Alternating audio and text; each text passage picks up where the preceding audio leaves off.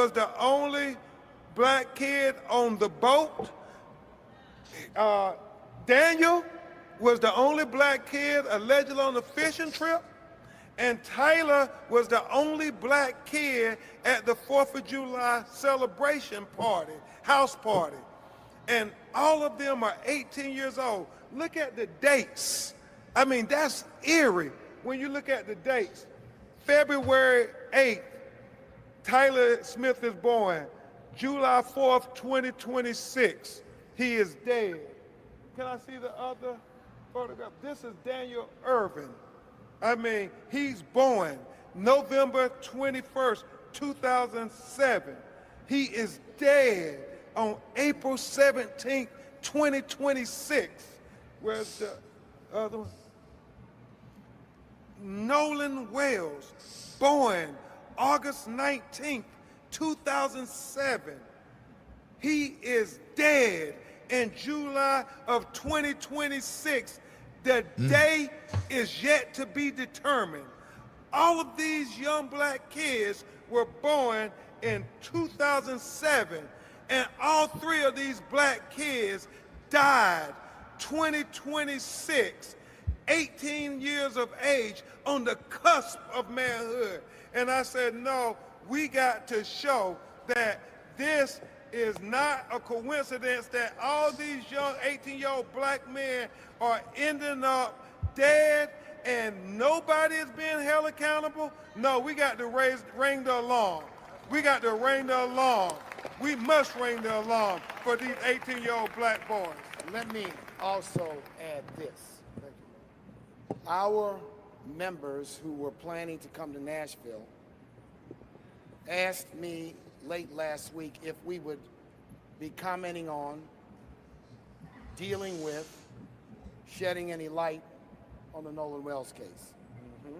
I invited Ben Crump to come to Nashville to brief us on the Wells case. In the course of that conversation, he shared with me, by the way, there are 2 other similar cases. I said, 2 other similar cases? I said, Ben, can you bring all of the families? So if you just coming into the room, hello, good afternoon. This right here is the conference for Nolan Wells. They are doing an update right now. I am kind of perplexed on my thoughts a little bit. Let me do a sound check. Yeah, I'm a little perplexed on my thoughts. But we're gonna just watch this and just continue on. Families to Nashville, because the thousands of urban leaguers who are here are interested in, have a solidarity with, want to hear directly, not through filters, about the circumstances of these cases. And that is what the National Urban League Conference is all about. It is about dealing with the pressing, cutting-edge issues that face the nation and face Black America. So we are here because this is what we do. Yeah. Whether it was Trayvon Martin back in the early teens, Michael Brown, Me too. George Floyd, Sandra Bland, Breonna Taylor, Tamir Rice. We deal with these issues because our constituency wants to hear directly. And I want to say this. We trust Ben Crump. Yes. And we know that he does not engage in chasing false cases. Amen. That he also, when he takes a case, that he's going to elevate the word and the personality and the pain of the No offense. Let me stop right here real quick, because this is all I'm saying. Listen, so when I saying this earlier, I said, oh, I got to go jump on live with him. I'm going to watch the thing right here. So what made me come on live, just come tell y'all, because this right here playing on Done Limit. Rest in peace to Nolan Wells, and rest in peace to Darren Irvin, rest in peace to Trey Reed, rest in peace to all these children, okay? Black children who cases go unsolved. So it really got me riled up in a way, just to let you know, like, okay, we want justice. Like everything I thought when they said a conference, I'm thinking they finna come and say that they finna arrest Warren. They finna arrest Tristan. They finna arrest somebody that either they got like a something or affidavit from Katie. We ain't got none of that. Everything we saying, we know. And I think just as a black person, I get tired of these damn conferences. I think you coming up with answers about this is what we doing. That literally you have the governor of Mississippi threatening people. You have people in leadership telling you, and they are trying to sue. You got the Bart bitch man, his lawyer, trying to sue people. We need answers. I don't want to hear about this. I didn't want to hear about this. I thought we was gonna have answers today. That's what we call the conference for. I thought that's what we was doing. What are we doing with this? Ben Crump, we love you. We love you, Ben. We do, bruh. But still, man, listen, listen, you need, listen, you ask what they said, listen, we need you to put pressure on their neck. Whatever you need to do, built to ass, whatever you do, that's the conversation we need to try to have because, of course, listen, again, we're not getting answers. We're not getting them. We're not getting answers. We're getting this. We're getting this. Families. Yes, sir. All too often. Exactly, all too often. When black families are victims of violence and victims of unfair justice system, they suffer in silence. They can't find lawyers with the courage and the ability. They suffer in silence. So I know when Ben Crump has a matter, he is always welcome at the National Urban League Conference to come and bring us up to date. And that's why we're here in Nashville. Other press questions? Any others? Yes, ma'am. Identify yourself, please. New York Post. Come here. Christine. Yep, we know about the question. We were ready for it. This attack and this threat to sue us and the family for defamation, it's a distraction. We're not distracted by it at all. It's about getting to the truth. That's what we want. And that's what we're focused on. We haven't done anything other than ask questions to get to the truth. Okay. Another question?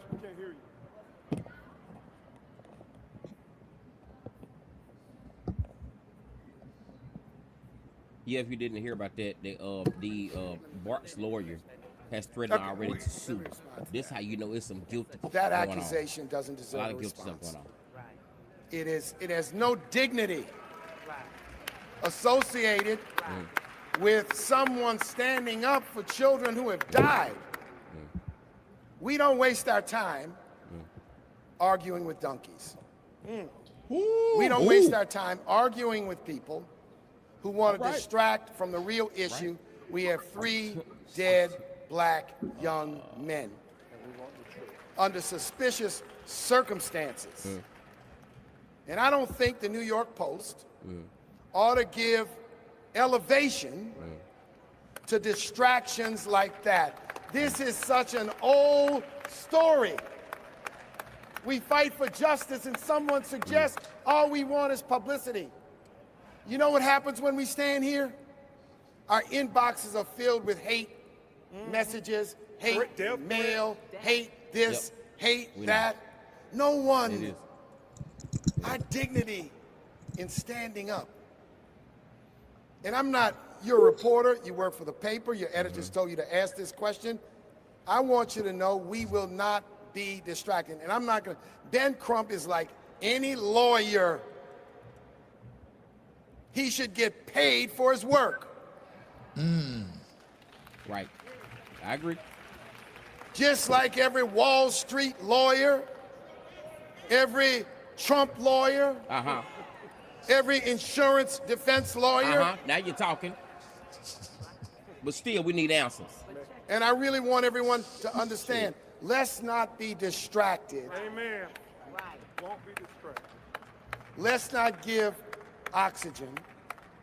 Let's not give air to haters and distractors and dissuaders. So thank you for your question. All right, Mark. Okay, ma'am. Man. Thank you, Don Lemon, for As a that. kid who grew up in East Tennessee with modest means. For a moment, y'all, I'm gonna go into this route. Give me a second. So let's get into a piece of this right quick, and then I'll be done because this is not gonna be good for me on this part. Listen, so as you know, the Nolan Wells case is going on. A lot of he talked about David Irving and just it's so much. And I think just to be a black person, I think it's just overwhelming for us to keep on having these redundant ass conversations over and over again. Because they yield us nothing. I think more action is needed than anything else. So outside of that, Nancy Grace has stepped in with her freshly done Bob Honey because she's ready to go for the word, even though I'm still sidelined, like I've said, but she's doing the work. However, I did like some of these questions she brought out. So they had Officer Brandon Beyond Tatum went on Nancy Grace's show yesterday. And if you didn't know this, he went on there yesterday. Yes, he did. And when he went on there yesterday, it gags me because it's like no matter how it goes, no matter how it transpires, Officer Tatum it's just it's like I don't know. I can't say what I'm thinking, but it's I don't know. But I want you to listen in on this and just listen to some of the stuff that Nancy was getting his ass about.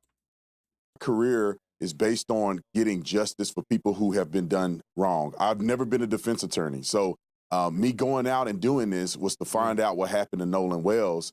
And in talking to these young men, the burden of proof is they're going to have to prove to me. I'm not going to listen to what they say out of their mouth. They're going to have to show me. And in many cases, they showed me videos of Nolan on the island. They showed me videos of the boat when they were getting towed out, which is subpoena him. Subpoena him. We need all the evidence. You saying that they got this evidence, they did this. Subpoena him. Let's get it. Consistent with, kind of similar to what the phone call was.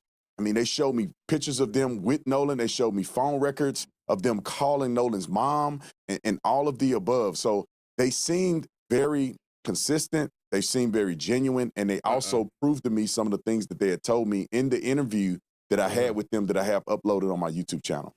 Officer Tatum, are you telling me that they He promoted had his YouTube. He promoted reception his YouTube page, on Horn Island? Because many people are saying, well, the reason that there's nothing on Nolan's phone of that day, like there's no pictures, there's no snaps, there's no text, there's no anything, not because it was deleted, but because he didn't have reception.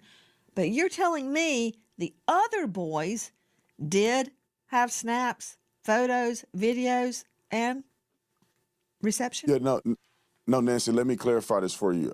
It wasn't that they uploaded this online. They showed me videos and things that they took from the boat during the outing on 4th of July. I was personally out at Horn Island. I rode out there on a boat, and I didn't have great reception there.